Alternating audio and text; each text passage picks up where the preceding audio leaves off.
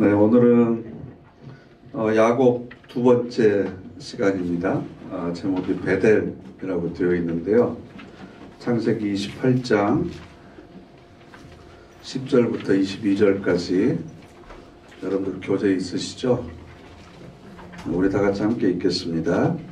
야곱이 브엘세바에서 떠나 하란으로 향하여 가더니 한 곳에 이르러는 해가 진지라 거기서 유숙하려고 그곳에 한 돌을 가져다가 베개로 삼고 거기 누워 자더니 꿈에 본즉 사닥다리가 땅 위에 서 있는데 그 꼭대기가 하늘에 닿았고 또 본즉 하나님의 사자들이 그 위에서 오르락내리락하고 또 본즉 여호와께서 그 위에 서서 이르시되 나는 여호와니 너의 조부 아브라함의 하나님이요 이삭의 하나님이라. 내가 누워있는 땅을 내가 너와 내 자손에게 주리니 내 자손이 티끌같이 되어 내가 서쪽과 동쪽과 북쪽과 남쪽으로 퍼져나갈지며 땅의 모든 족속이 너와 내 자손으로 말미암아 복을 받으리라. 내가 너와 함께 있어 내가 어디로 가든지 너를 지키며 너를 이끌어 이 땅으로 돌아오게 할지라. 내가 내게 허락한 것을 다 이루기까지 너를 떠나지 아니하리라 하시니라. 야곱이 잠이 깨어 이르되 여호와께서 과연 여기 계시거늘 내가 알지 못하였도다. 이에 두려워하여 이르되 두렵도다. 이곳이여 이곳은 다름 아닌 하나님의 집이요 이는 하늘의 문이로다 하고 야곱이 아침에 일찍이 일어나 베개로 삼았던 돌을 가져다가 기둥으로 세우고 그 위에 기름을 붓고 그곳 이름을 베델이라 하였더라. 이 성의 이름은 루스더라. 야곱이 소원하여 이르되 하나님이 나와 함께 계셔서 내가 가는 이 길에서 나를 지키시고 먹을 떡과 입을 옷을 주시어 내가 평안히 아버지 집으로 돌아가게 하시오면 여호와께서 나의 하나님이 되실 것이요 내가 기둥으로 세운 이 돌이 하나님의 집이 될 것이요 하나님께서 내게 주신 모든 것에서 10분의 1을 내가 반드시 하나님께 드리겠나이다 하였더라. 아멘.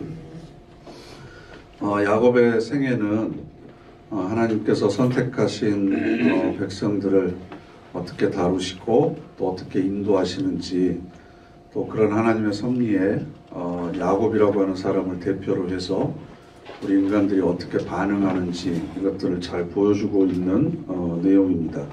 그리고 야곱의 생애를 가장 압축적으로 또 상징적으로 보여주는 사건이 오늘 우리가 읽은 베델의 사건이라고 할 수가 있습니다. 그래서 이 베델의 사건은 굉장히 깊은 의미를 가지고 있는데요. 배경을 우리가 간단히 살펴보면 야곱이 그 팥죽 한 그릇에 형으로부터 장자의 명분을 샀잖아요. 근데 그건 형이 양보한 거고 그것이 실질적으로 인정을 받으려면 아버지로부터 축복 기도를 받아야 되거든요. 그런데 아버지 이삭이 눈이 멀고 그 눈도 잘 안 보이고 귀도 잘 안 들리고 기력이 쇠하니까 어머니하고 짜서 아버지를 속이잖아요. 그래가지고 형인 척 그 맛있는 고기를 아버지한테 드리고 아버지한테 축복 기도를 받습니다. 나중에서야 이제 그 형인 에서가 감히 나를 사칭해서 아버지로부터 축복 기도를 받았다 이것 때문에 화가 나서 에서는 워낙 좀 거칠고 사냥을 좋아하는 사람이고 야곱은 좀 샌님 같은 그런데 잔머리는 잘 쓰는 그런 스타일이라 잡히면 죽을 것 같으니까 이 엄마가 야반 도주를 시키잖아요. 그러니까 이때가 아마 10대 후반 정도 됐을 텐데 그동안 집에서 엄마 치마폭에서 아무것도 모르고 세상 물정 모르고 자기만 알고 그렇게 살았던 야곱이 처음으로 지금 가출을 하는 겁니다. 그것도 홀몸으로. 더군다나 한 번도 가본 적이 없는 그 먼 곳으로 홀로 광야의 길을 떠나야 되는데 본인에게 있어서는 이게 얼마나 두렵고 염려가 되고 불안하겠습니까? 그러니까 광야에서 잘 데도 없어서 텐트 칠 곳도 없어가지고 아마 잠도 금방 잘 못 잤을 것 같아요. 그래서 돌베개를 베고 잠을 자는데 깊은 숙면을 했으면 꿈을 못 꾸잖아요. 꼬도 기억이 잘 안 나는데 불안하기도 하고 염려하기도 했는지 꿈을 꿉니다. 그런데 사닥다리가 하늘에서부터 자기가 누워있는 곳까지 이렇게 쫙 내려왔는데 천사들이 그 위에서 오르락내리락 하는 거예요. 그리고 그 하나님이 야곱에게 약속의 말씀을 하십니다. 그래서 야곱이 여기가 하나님이 계신 곳인 줄 몰랐구나. 이게 이제 이스라엘이 가지고 있었던 하나님에 대한 신관인데요. 하나님은 우리 민족 혹은 우리 부족의 신이라고 생각을 한 거죠. 그래서 우리가 머물러 있는 그곳에만 하나님이 계시지 다른 곳에는 하나님이 계시다라고 하는 생각을 전혀 안 해본 거예요. 그런데 이곳에도 하나님이 계시는구나. 내가 아버지 집을 떠나서 우리 마을과 우리 부족을 떠나서 이곳까지 왔는데도 여기에도 하나님이 계시는구나. 그래서 그곳의 이름을 벳엘이라고 해요. 엘은 하나님의 이름 중에 하나예요. 그래서 이스라엘, 임마누엘 그러잖아요. 그죠? 그래서 엘은 하나님의 이름이고 벳은 집이라는 뜻이에요. 집. 그래서 벳레헴 그러면 빵집이에요. 빵집. 예수님께서 태어나신 곳이 베들레헴이잖아요. 벳하고 레헴이 합쳐진 거예요. 빵집이라는 도시예요. 거기에 생명의 빵으로 예수님께서 베들레헴에 태어나신 거잖아요. 그 도시의 이름대로. 벳엘 그러면 하나님의 집이라고 하는 뜻이에요. 여기가 바로 하나님이 살고 계시는구나. 하나님이 여기 계시는구나. 그런데 중요한 건 야곱이 하나님을 찾아간 것이 아니라 하나님께서 야곱이 있는 곳으로 찾아오셨다라는 겁니다. 사다리는 올라갈 때만 쓰는 게 아니라 내려올 때도 쓰는 거죠. 이 사다리를 야곱이 하늘로 올라가도록 자기가 놓은 것이 아니라 하나님께서 하늘에서부터 내려오도록 그 사다리를 야곱을 향해서 놓았다라는 겁니다. 그러니까 이 구원의 문제에 있어서 이게 굉장히 우리에게는 은혜가 되는 거죠. 우리가 알아서 각성하고 깨달아서 내가 스스로 선택해서 하나님을 찾아간 것이 아니라 하나님이 여러분 각자의 삶의 현장으로 찾아오셨다는 거죠. 그래서 여러분들을 만나 주신 거고 여러분들의 마음을 감동시켜 주셔서 하나님의 자녀로 삼아 주셨다라는 겁니다. 또 재미있는 건 꿈을 꾸고 싶은 대로 꾸는 사람이 있습니까? 자기 전에 오늘은 내가 이런 꿈 꿔야 요즘에 너무 힘드니까 어디 하와이에 가서 일주일 동안 편하게 쉬는 꿈 꾸다 와야지. 그러면서 여러분 자기 전에 그렇게 생각하고 자면 그 꿈이 꾸어지나요? 그러지 않잖아요. 꿈은 꾸어지는 거죠. 그러니까 야곱에게 하나님께서 그 꿈을 주셨다는 겁니다. 야곱이 꾸고 싶어서 이 꿈을 꾼 것이 아니라는 겁니다. 그리고 나서 창세기 28장 13절부터 15절까지 있는 말씀을 보시면 약속을 하시는데요. 약속 13절부터 15절 함께 읽어보겠습니다. 또 본즉 여호와께서 그 위에 서서 가라사대 나는 여호와니 너의 조부 아브라함의 하나님이요 이삭의 하나님이라. 너 누운 땅을 내가 너와 내 자손에게 주리니 내 자손이 땅의 티끌같이 되어서 동서남북에 평만할지며 땅의 모든 족속이 너와 내 자손을 인하여 복을 얻으리라. 내가 너와 함께 있어 내가 어디로 가든지 너를 지키며 너를 이끌어 이 땅으로 돌아오게 할지라. 내가 내게 허락한 것을 다 이루기까지 너를 떠나지 아니하리라 하신지라. 아멘. 아브라함에게 주신 약속과 대동소이합니다. 그죠? 그런데 다른 약속이 있어요. 그게 바로 15절입니다. 그게 뭐냐 그러면 네가 어디로 가든지 너를 지키며 너를 이끌어 이 땅으로 돌아오게 할지라. 돌아오게 할지라. 여러분 에서와 야곱 중에 하나님께서 누구를 택하셨죠? 야곱을 택하셨어요. 언제요? 복중에 있을 때. 태어나기도 전에. 그러면 당연히 우리가 이런 질문을 할 수 있는 게 하나님께서 엄마 뱃속에 있을 때 야곱을 선택하셨으면 야곱을 먼저 나오게 하면 되잖아요. 그러면 야곱이 장자의 명분을 얻기 위해서 형을 속일 필요도 없고 아버지를 속일 필요도 없고 그죠? 먼저 나오게 하면 되지 왜 둘째로 나오게 해가지고 야곱의 인생이 이렇게 꼬이게 하느냐라는 겁니다. 또 하나 기왕 장자의 명분을 얻었으면 평탄하게 살도록 해주시면 야곱도 편하고 하나님도 편하잖아요. 그런데 왜 형 에서로부터 도망가게 하시는지. 그래놓고는 뭐라고 약속을 하세요? 내가 너를 다시 돌아오게 하겠다. 아니, 돌아오게 할 거면 안 가게 하면 더 편하잖아요. 안 가게 하면 돌아오게 할 일도 없으니까 야곱도 편하고 하나님도 편하고 그럴 텐데 왜 이렇게 복잡하게 일을 하셨는가?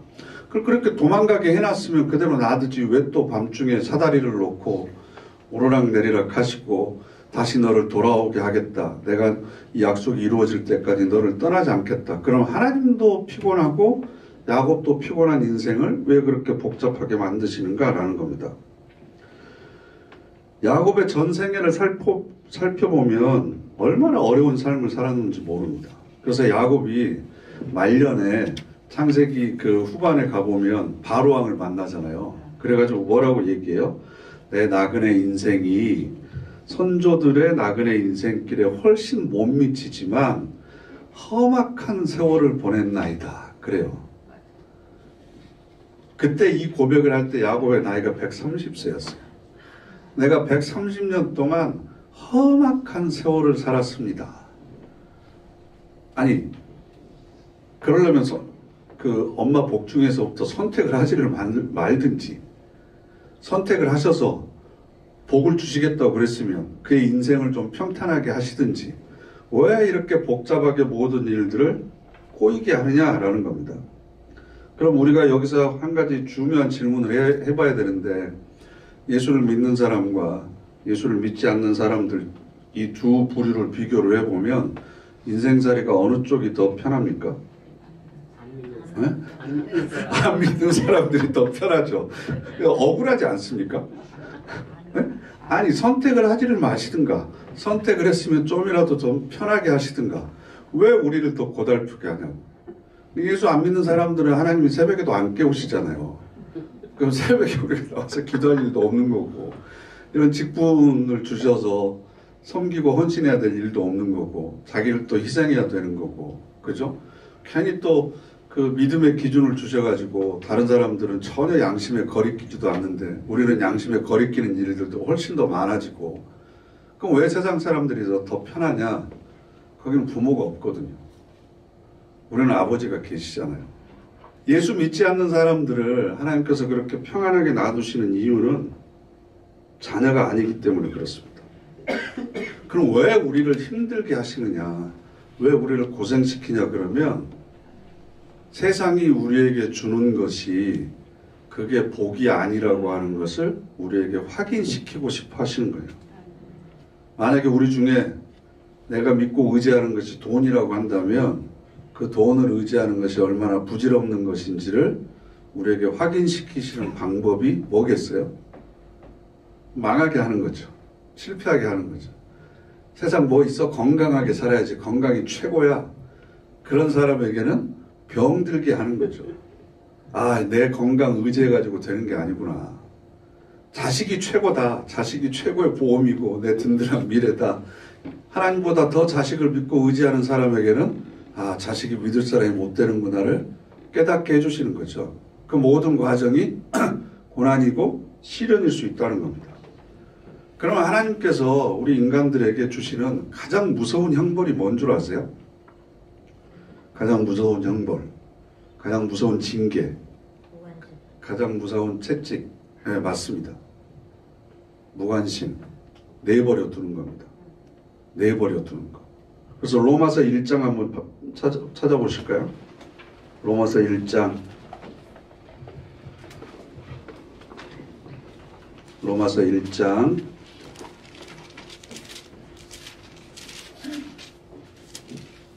로마서 1장 24절 함께 읽겠습니다. 그러므로 하나님께서 그들을 마음의 정욕대로 더러움에 내버려 두사 그들의 몸을 서로 욕되게 하셨다. 정욕대로 사는 사람들을 그냥 내버려 두는 거예요. 그냥 그렇게 살다가 그 다음 얘기는 안 하겠습니다. 26절 이 때문에 하나님께서 그들을 부끄러운 욕심에 내버려 두셨으니 곧 그들의 여자들도 순리대로 쓸 것을 받고 영리로 쓰며 욕심에 내버려 뒀다. 그냥 그 욕심대로 살도록 내버려 두는 거예요. 그리고 또 28절 함께 읽겠습니다. 또한 그들이 마음에 하나님 두기를 싫어하며 하나님께서 그들을 그 상실한 마음대로 내버려 두사 합당하지 못한 일을 하게 하셨으니 내버려 두셨어. 그런데 우리는 이걸 어떻게 생각하냐 그러면 예수를 모르는 사람들이 정욕대로 하고 싶은 대로 살아요. 자기 욕심을 추구하는 대로 막 더러운 욕심대로 살아요.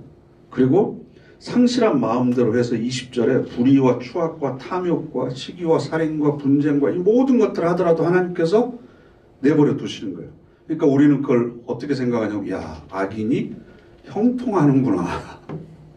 저렇게 나쁜 짓을 해도 아무런 벌을 받지 않는구나. 그러면서 부러워해요. 네? 이게 문제라는 거죠. 방치하고 무관심이고 내버려 두시는 것이 하나님께서 그들에게 주시는 가장 무서운 징계다.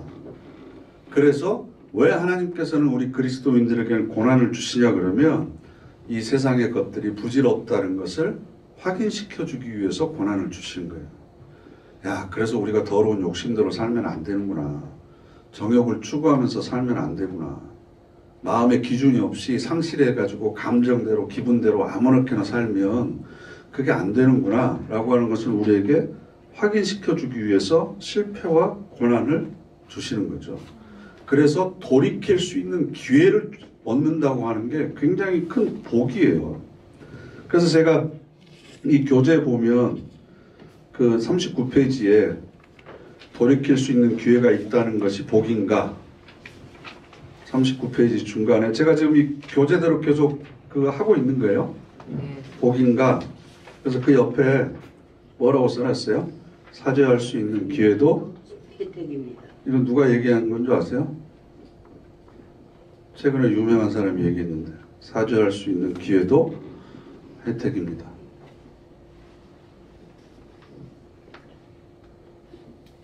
전두환 씨 손자가 미국에서 들어오기 전에 기자회견을 하면서 사죄할 수 있는 기회도 혜택이다. 자기 할아버지는 혜택을 누리지 못한 거죠. 그래서 자기가 그 사죄할 수 있는 것도 자기에게 주어진 혜택이다. 저는 그 얘기 듣고 기억에 남아서 여기다 써놓은 거예요. 돌이킬 수 있는 기회를 하나님께서 주시는 것이 우리에게 얼마나 큰 복인가. 여러분 곰곰이 생각을 해보면요. 창세기 27장 16절을 보면 야곱이 아버지를 속이기 위해서 그 맛있는 음식을 해가지고 들어가는데 에서는 그 뭐라고 그래야 되나요? 좀 야성적이고 그래서 몸에 털이 많아요. 그 털복숭인가 봐요. 근데 자기는 몸에 털이 하나도 없는 매끈하니까 아버지가 이렇게 눈이 잘 안 보이니까 만져보면 여기 털이 보송보송해야 되잖아요. 그래서 짐승을 잡아가지고 그 가죽을 여기다가 팔에다가 두르고 간다고요. 그때 그 짐승이 뭔 줄 아세요? 염소. 이거 어떻게 하셨어요? 성경이 나와 있잖아요. 잘 모르는데. 염소예요, 염소. 염소를 잡아가지고 이렇게 팔에다 들고 간다고요. 그런데 나중에 말년에 야곱의 아들이 12명이었잖아요. 근데 11번째 아들이 누구죠? 요셉이에요, 요셉. 이제 길게 자세하게 얘기하면 길어지니까 요셉이 꿈 때문에 형들이 이제 미워하잖아요. 그래서 아버지가 야, 형들이 어디서 양을 치고 있는데 네가 한번 가봐라. 그랬더니 찾아서 가니까 형들이 야, 꿈꾸는 자가 온다. 그래가지고 어떻게 해요?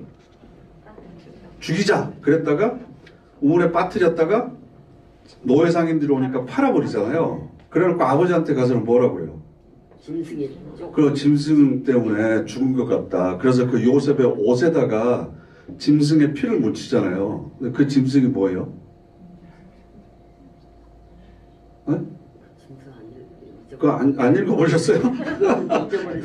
창세기 37장 29절부터 39페이지에 있죠? 함께 읽겠습니다. 루벤이 돌아와 구덩이에 이르러 본즉 거기 요셉이 없는지라 아우들에게로 되돌아가서 이르되 아이가 없도다. 나는 어디로 갈까? 그들이 요셉의 옷을 가져다가 순념소를 죽여 그 옷을 피에 적시고 그의 채색 옷을 보내어 그의 아버지에게로 가지고 가서 이르기를 우리가 이것을 발견하였으니 아버지 아들의 옷인가 보소서 하매 아버지가 그것을 알아보고 이르되 내 아들의 옷이라 악한 짐승이 그를 잡아먹었도다. 요셉이 분명 찢겼도다 하고 자기 옷을 찢고 굵은 배로 허리를 묶고 오래도 그의 아들을 위하여 애통하니 그의 모든 자녀가 위로하되 그가 그 위로를 받지 아니하여 이르되 내가 슬퍼하며 솔로 내려가 아들에게로 가리라 하고 그의 아버지가 그를 위하여 울었더라. 아멘. 이때 무슨 짐승이었죠? 순념소예요. 자기가 아버지를 속일 때 썼던 순념소를 아들들이 자기를 속일 때 똑같이 써요. 이게 그걸 야곱이 나중에 알고 요셉이 살았다는 걸 알잖아요. 그럼 그때 그거 뭐냐라고 분명히 물어봤겠죠. 그럼 아들들이 아버지 사실은 순념소를 잡아다가 그랬으면 아마 야곱이 망치로 뒷정소를 팍 얻어맞은 것 같은 충격을 받았겠죠. 아, 내가 뿌린 씨를 내가 아들들을 통해서 다시 거두는구나. 물론 그 세월 동안 야곱은 정말 아들을 진짜 잃어버렸다는 그 아픔 때문에 속이 상하고 슬펐겠지만 그 과정을 통해서 깨닫게 되고 하나님의 사람으로 성숙되어져 가는 과정을 겪는 거죠. 그러니까 하나님께서 돌이킬 수 있는 기회를 주시는 거예요. 창세기 33장을 보시면 1절부터 8절 야곱이 에서를 만나는 장면이 나오거든요. 여러분 교재 40페이지에 있는데 이때는 야곱이 이제 하란에서 20년의 세월을 거치고 다시 돌아와요. 그래서 야복강을 건너서 형 에서를 만나요. 야복강에서 물론 환독조가 부러지는 이런 과정이 있었고, 근데 보세요. 이제 만나는 장면을 함께 읽겠습니다. 야곱이 눈을 들어 보니 에서가 400명의 장정을 거느리고 오고 있는지라. 그의 자식들을 나누어 레아와 라헬과 두 여종에게 맡기고 여종들과 그들의 자식들은 앞에 두고 레아와 그의 자식들은 다음에 두고 라헬과 요셉은 뒤에 두고 자기는 그들 앞에서 나아가되 몸을 7번 땅에 굽히며 그의 형 에서에게 가까이 가니 에서가 달려와서 그를 맞이하여 안고 목을 어긋 맞추어 그와 입 맞추고 서로 우니라. 와, 여기까지만 읽죠. 몇 번 절했다고요? 7번. 7번 절해요. 그리고 나서 5절 보시면 너와 함께한 이들은 누구냐? 그랬더니 뭐라고 그래요? 하나님이 주의 종에게 은혜로 주신 자식들이니이다. 그래요. 그리고 나서 여종들이 그의 자식들이, 여종이 뭐예요? 여종이 자기 아내인데 에서에게는 여종처럼 소개를 하는 거예요. 자식들과 더불어 나와 절하고 그 후에 요셉과 라헬도 더불어 절하는 거예요. 7번을 절해요. 이런 과정을 통해서 야곱이 하나님의 사람이 되어져 가는 거죠. 자기가 팥죽 한 그릇에 장자의 명분을 샀는데 장자의 명분은 형 에서 앞에서 한 번도 행사를 하지 못합니다. 오히려 7번 절을 한다고 하는 것은 극적인 존경이고 나는 당신의 발에 낀 때봐도 못합니다라고 하는 고백을 하거든요. 심지어는 이때 야곱이 뭐라고 그러냐 그러면 형님의 얼굴을 보니 하나님의 얼굴을 보는 것 같습니다. 이게 인류 최대의 아부예요. 아부. 구약성경 최대의 아부. 그렇게까지 높여드리면서 겸손하게 자기 삶을 맡기는 거죠. 이게 돌이키는 과정이 있어야 된다. 그래서 여러분 베드로가 예수님이 잡히시던 날 밤에 3번 부인하잖아요. 여종이 물어보고 또 그 요한복음을 보면 그 말고라고 하는 종의 귀를 치는데 그 친척이 너 그때 거기 있지 않았냐고 물어보고 3번을 부인하는데 그때 베드로가 부인했던 곳에 있었던 것이 뭔 줄 아세요? 어디 옆에서 베드로가 부인했는지. 근데 예수님이 부활하셔서 베드로하고 그의 형제들이 다시 고기를 잡고 있는 곳에 가요. 그러잖아요. 밤새도록 고기를 잡으려고 했는데 못 잡았어요. 그래서 그쪽에 던져라. 그랬더니 잡아가지고 저분이 누군데? 하면서 알아차리고 다시 오는데 베드로는 그때 겉옷을 번지고 헤엄쳐서 오거든요. 제자들은 노를 져서 이렇게 오고 그 장면을 보면 어떤 장면이 생각나세요? 예수님께서 처음 베드로와 야고보와 요한을 부를 때 그물을 오른쪽에 던져라 그래가지고 그물이 찢어지도록 잡았잖아요. 나중에는 153마리를 잡았는데 그러니까 처음에 예수님께서 제자를 부르실 때 그 장면을 그대로 다시 재현하는 거예요. 고기를 잡지 말고 사람을 낚는 어부가 되라.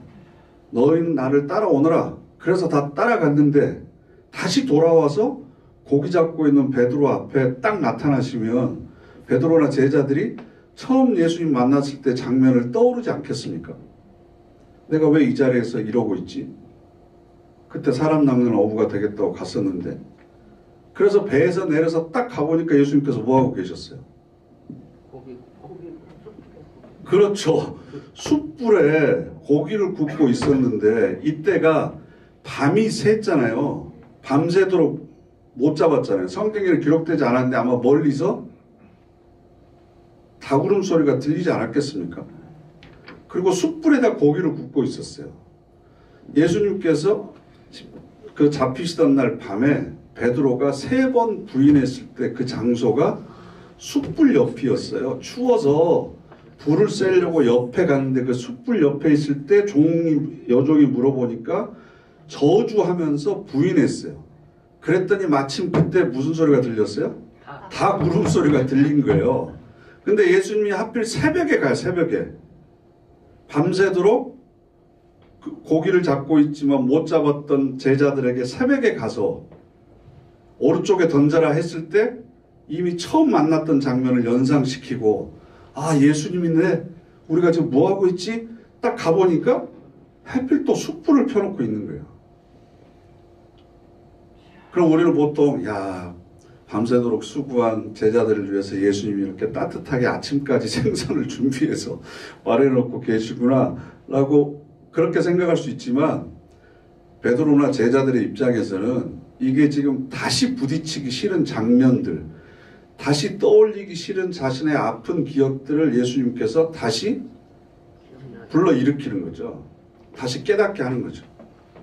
네가 숯불 옆에서 나를 부인했는데 그 숯불 옆에 내가 앉아서 지금 너를 위해서 고기를 굽고 있다. 배와 그물을 버리고 아내와 자식을 버리고 사람을 낚는 어부가 되겠다고 나를 쫓아왔던 너희들이 지금 무슨 짓을 하고 있느냐. 새벽닭 울음소리가 지금 들리고 있는데 너희는 지금 무엇을 하고 있느냐. 지금 굉장히 그 상황 설정만 하더라도 굉장히 준엄한 꾸짖음이 있는 거예요. 그런데 그런 과정을 통해서 예수님께서 네가 나를 사랑하느냐를 3번 물어보시고 내 양을 먹여라, 내 양을 쳐라 라고 하는 그런 위대한 사역을 맡기는 그런 명령을 하시는 거죠.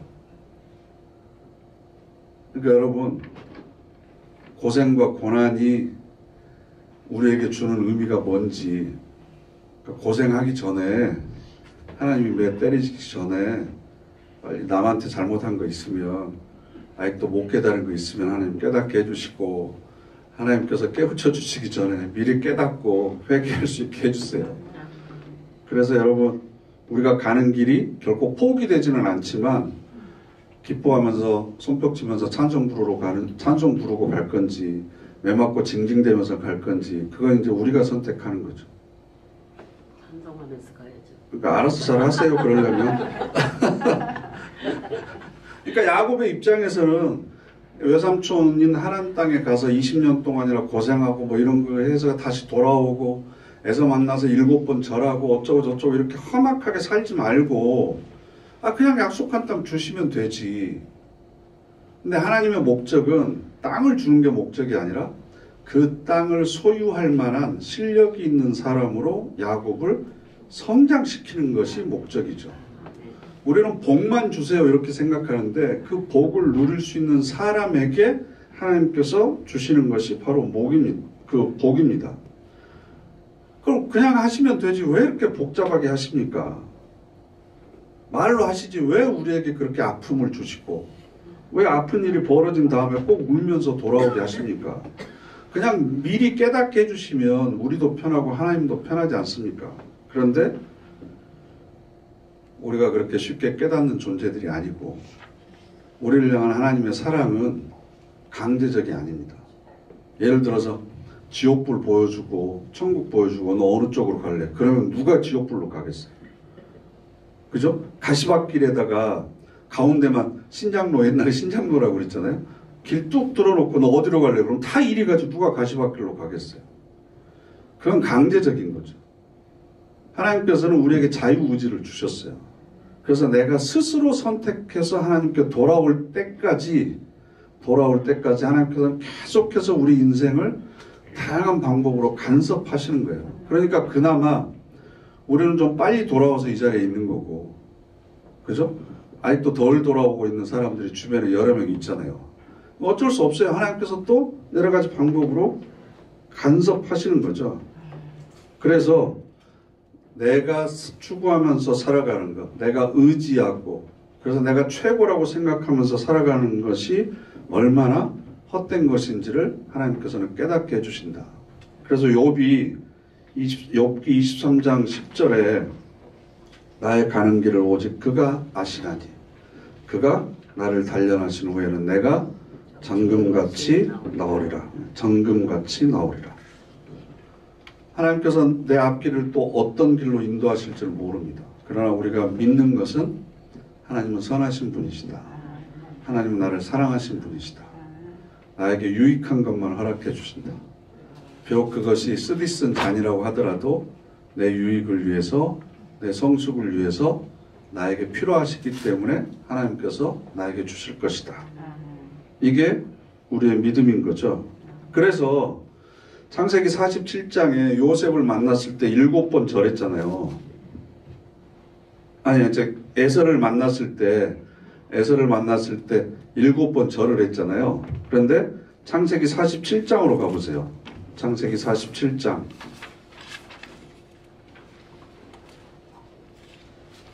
47장 7절부터 8절. 여러분 교재 42페이지 47장 7절과 8절 함께 읽겠습니다. 요셉이 자기 아버지 야곱을 인도하여 바로 앞에 서게 하니 야곱이 바로에게 축복하며 바로가 야곱에게 묻되 내 나이가 얼마나? 네, 그랬더니 야곱이 뭐라고 그래요? 내 나이가 130인데 내 조상들보다는 못하지만 내가 험악한 인생을 살았습니다라고 그러는 거예요. 그럼 보세요. 축복은 복을 빌어주는 거잖아요. 그러면 세상에서 지위가 높은 사람이 낮은 사람에게 빌어주는 거죠. 그잖아요. 부모가 자식에게 복을 빌어주는 거고 목사가 교인들에게 축복해서 복을 빌어주는 거잖아요. 그런데 지금 누가 누구에게 복을 빌어주고 있어요? 왕에게. 바로 왕은 이집트 제국의 황제이고 파라오라고 그래서 신의 아들이에요. 신격화된 사람이에요. 함부로 그의 앞에 가서는 얼굴도 못 들어요. 그럼 야곱은 어떤 사람이에요? 우리식으로 얘기하면 어떻게 설명을 하면 편할까? 여러분 동네 통장 있잖아요. 통장이 미국 바이든 대통령 만나가지고 안수하면서 축복해 주는 거예요. 네? 러시아의 푸틴 만나가지고 내가 너에게 복을 주마해서 딱 이렇게 안수해 주는 거예요. 그러니까 바로 입장에서는 얼마나 황당해요. 그러니까 뭐라 그래요? 네 나이가 얼마냐 이렇게 물어보는 거예요. 너 도대체 몇 살인데 지금 상황 판단을 못하고 네가 지금 나한테 복을 빌어줄 거냐? 야곱은 누구예요? 히브리라고 그래서 떠돌아다니는 유목민의 족장 중에 한 사람이에요. 그 바로가 손가락 한번 튕겨버리면 그 족속들은 전부 다 쓸어버릴 수 있다고 그래요. 그런데 그랬던 야곱이 와가지고 바로 황제를 축복하고 있어요. 이게 하나님께서 야곱을 그런 사람으로 만드신 거예요. 130년 동안. 이집트 제국의 권력에 주눅들지 않습니다. 이집트 제국이 가지고 있는 군사력에 주눅들지 않습니다. 더군다나 생명의 주인이신 하나님을 믿고 의지하기 때문에 자신의 생명을 구걸하려고 하지도 않습니다. 떳떳합니다. 당당합니다. 네가 가지고 있는 것이 아무리 세상적으로 위대하고 크게 보여도 그건 나한테는 아무것도 아니다. 내가 누리고 있는 것이 더 복된 거다. 바로가 가지고 있고 누리는 것보다 내가 가지고 있는 것이 더 복된 거고 인간이 누려야 될 복이 바로 이런 거다. 그러니까 내게 있는 복을 너에게도 주마. 그래서 축복을 해주는 거예요. 복을 빌어주는 거예요.